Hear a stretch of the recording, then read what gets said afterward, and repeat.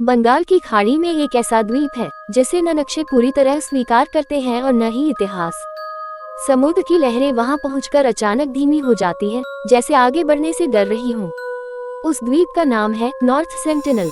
कहा जाता है कि वहां रहने वाले लोग दुनिया से कटे नहीं हैं, बल्कि दुनिया को उनसे दूर रखा गया है। जो भी वहां गया या तो लौटा नहीं या लौटकर कभी पहले जैसा नहीं रहा। ये कहानी उसी द्वीप की नहीं, बल्कि उस खामोशी की है जो आज भी सांस ले रही है। कही अनकही बातें, हिंदी हॉरर स्टोरी।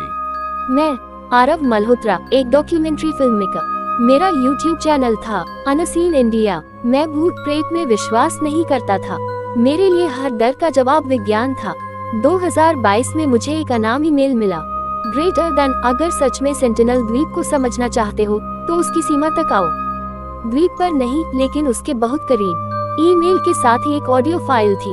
जब मैंने प्ले किया तो 7 सेकंड की रिकॉर्डिंग में सिर्फ इतना सुनाई दिया, वापस जाओ। आवाज किसी आदमी की नहीं थी, वो फुसफुसाहट थी, जैसे कई लोग एक साथ बोल रहे हों। पोर्ट ब्लेयर पहुंचने के बाद स्थानीय लोग सेंटिनल का नाम सुनते ही चुप हो जाते हैं।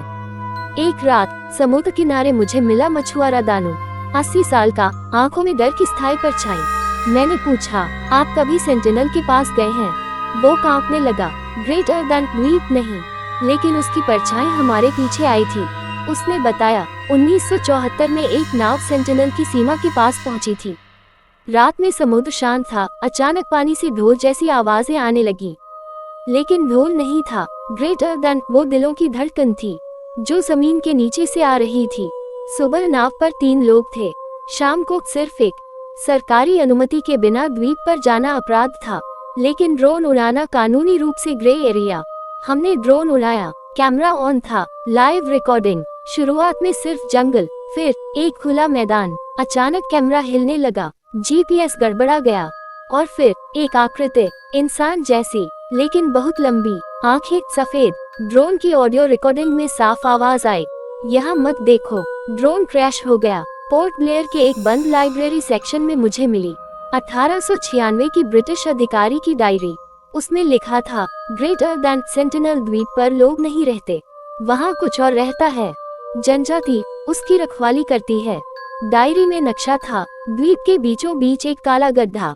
नाम दिया गया था द हॉलो ऑफ वॉइसेस, आवाजों की खाई। उस रात के बाद मुझे सपने आने लगे। मैं समुद्र में तैर रहा हूँ, द्वीप मुझे बुला रहा है। रेत पर हड्डियाँ हैं, आसमान लाल है, और हर सपने में एक ही आवाज, तुमने देख लिया है, अब जाना होगा। हमने तय किया, द्वीप पर नहीं उतरेंगे, लेकिन सीमा तक जाएंगे। रात के 2:17। समुद्र अचानक शांत। पानी के नीचे से सैकड़ों आंखें चमकी। नाव का इंजन बंद हो गया, और तभी समुद्र से लोग निकले। न वो तैर रहे थे, न चल रहे थे, वो उठ रहे थे। सेंटिनल नहीं, कुछ और। कैमरा रिकॉर्ड नहीं कर पाया, बैटरी फुल थी फिर भी, लेकिन ऑडियो रिकॉर्ड हुआ। उसमें साफ सुना जा सकता है, ग्रेटर देन, हम द्वार हैं, हम प्रेरी हैं, अगर हम हटे तो दुनिया खत्म। सुबह हम पोर्ट ब्लेयर लौट आए, लेकिन हमारी टीम में से रोहन नहीं लौटा। सरकारी रिकॉर्ड में लिखा गया, मैन ओवरबोर्ड, लेकिन रात को मेरे होटल के दरवाजे पर गीले पैरों के निशान थे, और दीवार पर खून से लिखा था, उन्होंने उसे चुना है। रोहन की गुमशुदगी के बाद हम उसी रात पोर्ट ब्लेयर लौट आए थे, लेकिन सच्चाई यही खत्म नहीं हुई। मैं होटल के कमरे में बैठा था, लैपटॉप ऑन किया, ड्रोन और कैमरे का डेटा चेक करने के लिए। जो मैंने देखा उसके लिए मैं आज तक तैयार नहीं हूँ। रिकॉर्डिंग अपने आप एडिट हो चुकी थी। जहाँ जहाँ कैमरा बंद हुआ था, वहाँ काली स्क्रीन नहीं थी, वहाँ चेहरे थे, सैकड़ों नहीं, हजारों। सबकी आंखें खुली थीं, और सब सीधे कैमरे में देख रहे थे। एक फ्रेम पर टेक्स्ट उभरा, ग्रेटर देन, तुमने सीमा पार नहीं की, लेकिन हमने तुम्हें देख लिया। अगली सुबह हमें बुलावा आया, अंडमान प्रशासन कार्यालय। कमरे में सिर्फ 2 लोग थे, एक अफसर और एक आदमी जो खुद को अफसर नहीं बता रहा था। उसने सीधे कहा, ग्रेटर देन सेंटिनल जनजाति आदिवासी नहीं है, वो संरक्षक हैं। मैंने पूछा, किस चीज के? उस आदमी ने फाइल बंद कर दी। ग्रेटर देन, इस ग्रह के। उसने हमें एक ऑडियो टेप सुनाया, पुराना, कांपता हुआ। एक ब्रिटिश जहाज 1956 में सेंटिनल के पास आया था। टेप में कैप्टन की आवाज, ग्रेटर देन, समुद्र के नीचे कोई शहर है, और वो जाग रहा है। फिर चीखें, फिर एक साथ कई आवाजें। हम द्वार हैं और टेप बंद। रात 3:33 बजे हमारे होटल के दरवाजे पर दस्तक हुई।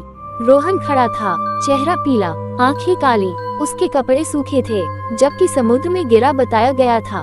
उसने सिर्फ इतना कहा, ग्रेटर देन। उन्होंने मुझे दिखाया, फिर वो बेहोश हो गया।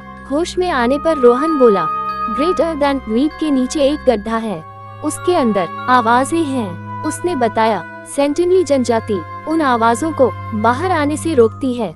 वो आवाजें इंसानों की नहीं, ग्रेटर देन जो भी उन्हें सुन ले वो उनका हो जाता है। उस रात हम तीनों ने एक ही सपना देखा, एक विशाल दरवाजा जिस पर हड्डियों से लिखा था, कीप देम अस्लीप, उन्हें सोने दो। दरवाजे के सामने सेंटिनली लोग खड़े थे और हमारे पीछे कुछ और। अब समझ आया, सेंटिनली जनजाति आक्रामक नहीं है, वो चेतावनी देती है। जो भी द्वीप के करीब जाता है वो आवाजों को सुन सकता है, और अगर वो आवाजें दुनिया तक पहुंच गईं, तो इंसान अपनी ही परछाई से डरने लगेगा। मैंने तय किया, वीडियो अपलोड करूंगा। जैसे ही अपलोड दबाया, इंटरनेट बंद। लैपटॉप स्क्रीन पर सिर्फ एक लाइन, ग्रेटर देन। तुम्हारा काम देखना था, दिखाना नहीं। और फिर स्क्रीन में मेरी ही आंखें। सुबह रोहन फिर गायब था। इस बार कोई रिपोर्ट नहीं, बस उसके बिस्तर पर रेत थी और एक तीर। हमें अंडमान छोड़ने का आदेश मिला। जाते वक्त समुद्र की तरफ देखा, लहरों के बीच सेंटिनल द्वीप नहीं दिख रहा था, जैसे वो वहाँ था ही नहीं।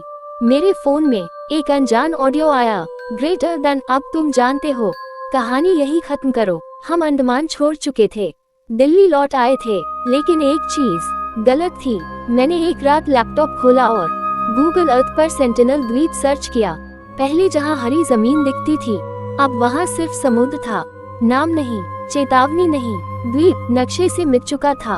उसी रात मेरे फोन पर कॉल आया, अननोन नंबर। मैंने उठाया, दूसरी तरफ कोई सांस ले रहा था। फिर आवाज आए, ग्रेटर देन। तुम लौट आए, लेकिन तुम्हारा एक हिस्सा यही रह गया है। आवाज रोहन की थी। अगले दिन हमें दिल्ली में एक गुप्त मीटिंग के लिए बुलाया गया। कमरा अंधेरा था, कोई नेम प्लेट नहीं।